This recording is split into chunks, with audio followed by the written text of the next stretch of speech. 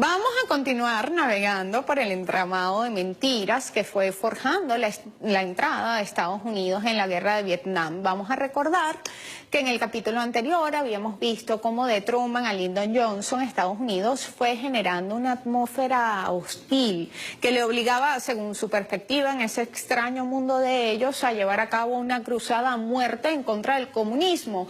Por lo tanto, estaba abriendo distintos frentes de guerra en el mundo por razones estrictamente ideológicas.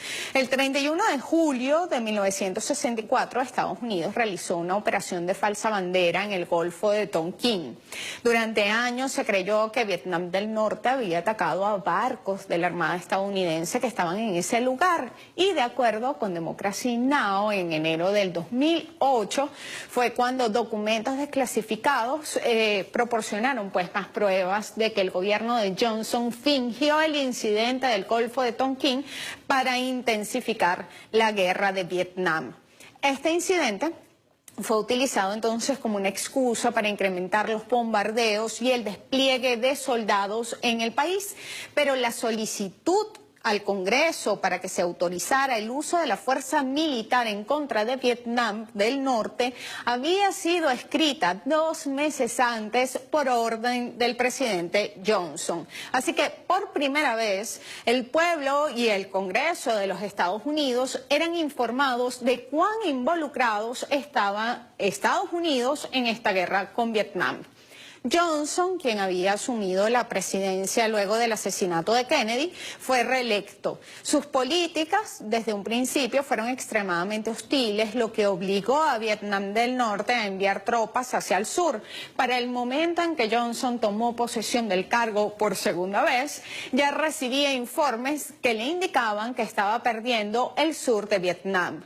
Aunque en sus discursos públicos él aseguraba que los ataques sobre Vietnam eran limitados y que eran ejecutados solo en caso de ser necesario y que solo ocurría en casos en los que ellos se veían obligados a tomar represalias por ataques recibidos, la realidad era muy diferente. Y desde 1965 inició una política de bombardeos masivos con la expectativa de doblegar a los vietnamitas y obligarlos a la rendición. El secretario de Defensa adjunto, John McNaughton, dividió el porcentaje de interés para Estados Unidos de participar o continuar estas operaciones dentro de Vietnam. Él decía que el 70% de estas operaciones eran para evitar una derrota humillante, el 20% mantener el territorio de Vietnam del Sur y las zonas adyacentes libres de los chinos, y apenas el 10% para permitir que el pueblo de Vietnam disfrutara de un mejor estilo de vida. El 5 de agosto de 1965, por primera vez en el curso de la guerra, el corresponsal de la CBS narró la realidad. A las afueras de Cam Ne, él contó cómo los marines allanaron 4 aldeas y las destruyeron. En la operación del día quemaron 150 casas, dijo el periodista, hiriendo a 3 mujeres, mataron a un bebé y un marín resultó herido. La práctica era habitual, de hecho ellos llegaban a las aldeas, tomaban el arroz y la comida de los campesinos, la volcaban, la quemaban, la destruían, dejaron a muchos sin sustento, y el reportero entonces concluyó: es casi imposible que Estados Unidos consiga una victoria militar aquí. Un campesino vietnamita cuyo hogar es su sustento de vida, rompiéndose la espalda, necesita más para ser convencido que las promesas presidenciales de que estamos de su lado. A partir de entonces, la CBS fue llamada la cadena de transmisión comunista. Para ese año, la CIA creó un conjunto de programas que llamaron Fénix, con el objetivo de socavar la infraestructura política del Frente de Liberación, que ellos despectivamente habían llamado Vietcong. Miles de civiles fueron torturados, llevados a centros de interrogatorio y asesinados. Los blancos eran elegidos a través de un sistema computarizado que generaba una lista y les era entregada a los soldados para que fueran a buscar en las casas a los civiles sospechosos. Aunque el director de este programa admitió ante el Congreso que nadie sabía cuántos habían asesinado, mientras este programa estuvo vigente hasta comienzos de los 70, habían neutralizado a 81.740 personas, entre ellas 26.000 y 41.000 fueron asesinadas. Según las confesiones del propio gobierno estadounidense, al menos 20.000 eran inocentes. Una operación gemela también se ejecutaba en nuestras tierras y la llamaron Cóndor. El presidente Johnson decidió viajar a Honolulu para encontrarse con sus aliados de Saigón, el general Nguyen Van Thieu y Nguyen Cao Ky. Este último solía decir que Vietnam necesitaba 5 Hitlers. No sabemos si esto se lo comentó al presidente Johnson, pero quedó muy gratamente sorprendido con Ky, de quien dijo: parece un chico estadounidense.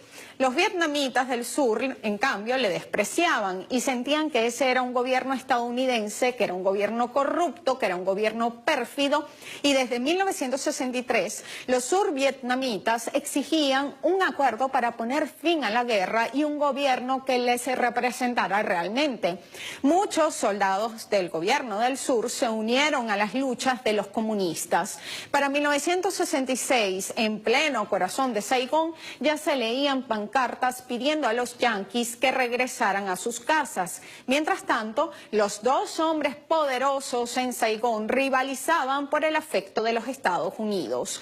En el Congreso de los Estados Unidos, un diplomático de larga trayectoria de nombre George Kennan, que además es reconocido por ser un anticomunista esférico, admitió: no solo es que este no es nuestro problema, sino que tampoco vamos a tener éxito. Temo por nuestra forma de pensar sobre este tema y que aún esté influido por cierta ilusión de que somos invencibles. Justamente la CBS decidió transmitir episodios repetidos de Yo amo a Lucy y no las palabras de ese diplomático. En 1966, la recluta llegó a la clase media estadounidense y eso cambió un poco las cosas, porque miles de jóvenes eran reclutados mensualmente. El movimiento antiguerra también se alimentaba de aquellos que no querían ir a matar. Los ricos, en cambio, lograban esquivar la guerra, pero esta era destinada a los pobres, y cuando esos jóvenes estadounidenses llegaban a Vietnam, lo hacían persuadidos por la propaganda norteamericana. Ellos creían que iban a ser recibidos como héroes del anticomunismo y en realidad lo que conseguían era un pueblo que les despreciaba por sus crímenes. En 1967, Ho Chi Minh escribió una carta dirigida a Johnson. Él dijo: Vietnam se encuentra a miles de kilómetros de Estados Unidos. Los vietnamitas nunca han hecho ningún daño a Estados Unidos, pero Estados Unidos ha intervenido de forma continuada en Vietnam, en abierta contradicción con las promesas realizadas por su representante en la Conferencia de Ginebra de 1954, y ha intensificado la agresión militar contra Vietnam del Norte para prolongar la división de nuestro país y convertir a Vietnam del Sur en una colonia y en una base militar. Desde hace 2 años, el gobierno de Estados Unidos mantiene una guerra contra la República Democrática de Vietnam, un país independiente y soberano, con el apoyo de sus fuerzas aéreas y navales. El ejército de Estados Unidos ha cometido crímenes de guerra, crímenes contra la paz y contra la humanidad. En Vietnam del Sur, 500.000 de soldados de Estados Unidos y sus aliados utilizan el armamento más inhumano y las estrategias militares más bárbaras posibles. Usan napalm, armas químicas tóxicas y gas para masacrar a nuestros compatriotas, destruir las cosechas y arrasar pueblos enteros. Miles de aviones de Estados Unidos han arrojado cientos de miles de toneladas de bombas sobre Vietnam del Norte, destruyendo ciudades, pueblos, industrias y colegios. En su mensaje, y esto lo dice Ho Chi Minh porque era una respuesta a un mensaje previo recibido de Lyndon Johnson, en su mensaje parece lamentar el sufrimiento y la destrucción que sufre Vietnam. Permítame entonces que le pregunte: ¿quién ha cometido esos monstruosos delitos? Ha sido Estados Unidos y sus aliados. El gobierno de Estados Unidos es el único responsable de la gravísima situación que se vive en Vietnam. Y concluía: los vietnamitas no se rendirán nunca ante la agresión y no aceptarán conversaciones bajo la amenaza de bombas.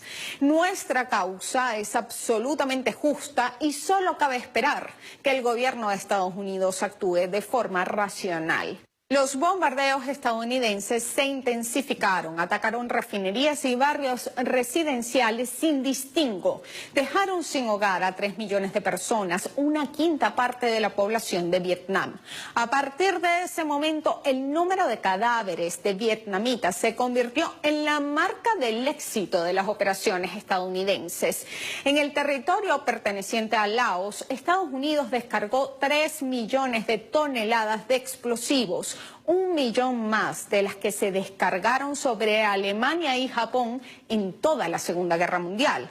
McNamara le reportaba al presidente: me aterra lo que estamos haciendo. ¿Cuántos helicópteros, cuántos aviones y potencia para matar a un montón de mendigos que están muertos de hambre? El principal peligro es que ellos pueden resistir prácticamente de manera indefinida.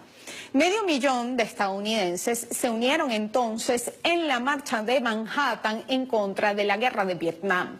A partir de ese momento, el movimiento contra la guerra fue considerado una conspiración comunista liderada desde Moscú. Tanto que el FBI y la CIA, que se supone que no debe actuar dentro de Estados Unidos, pues iniciaron una operación de infiltración del movimiento para debilitarlo y perseguirlo.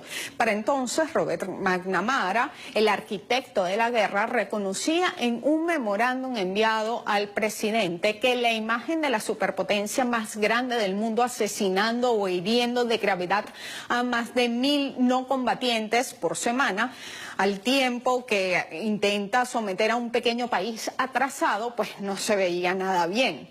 Mientras tanto, el comando estadounidense mentía a la prensa e inflaba el número de bajas de los combatientes que caían enfrentando a la invasión para generar la ilusión de que iban ganando la guerra. Cuando los propios estadounidenses en el terreno, me refiero a los militares, le decían a sus superiores: es poco creíble esa cifra que ustedes están dando, ellos respondían: ya es tarde, dimos la noticia. Los civiles eran asesinados sin piedad y contados como si se trataran de combatientes. Las tropas en el terreno empezaron a darse cuenta de que sus líderes estaban mintiendo. Un periodista de The New York Times escribió desde Saigón: la victoria no está en nuestras manos, de hecho quizá está fuera de nuestro alcance. Ho Chi Minh inició el año 1968 con una transmisión radial en la que leyó un poema para su pueblo y decía: esta primavera supera con creces el brillo de las anteriores. De victorias a través de la tierra vienen las nuevas noticias. Dejen que el sur y el norte se emulen mutuamente en la lucha contra los agresores estadounidenses. Adelante, la victoria total será nuestra. Así comenzaba una ofensiva antiimperialista en Vietnam. Robert McNamara volvió a escribir otro memo, ahora pidiéndole al presidente que detuviera los bombardeos, evitara enviar más tropas y entregara el sur de Vietnam a su gobierno títere. No hay razón para creer que las graves bajas causadas por tiempo prolongado o el fuerte castigo con los intensos bombardeos serán suficientes para quebrantar la voluntad de los norvietnamitas y del Frente de Liberación. McNamara entonces fue despedido y enviado al Banco Mundial. Mientras ellos reinciden en el odio y la violencia, nosotros reincidimos en el amor y la esperanza. Hasta un nuevo clic.